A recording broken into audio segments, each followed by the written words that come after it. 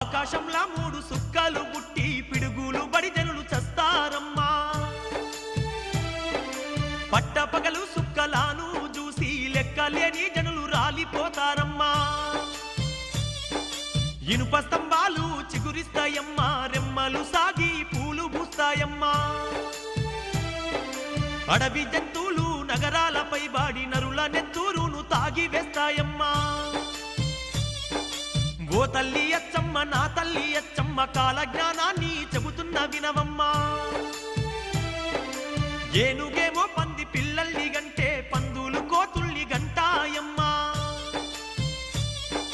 రెక్కలొచ్చిన కోడి పిల్లలు మనిషి భాషలో మాట్లాడుతాయమ్మా ఇనుప గుళ్ళు నీట తేలుతాయమ్మా అలుకాటి బెళ్ళు మునిగిపోతాయమ్మా భారతదేశం వందలాది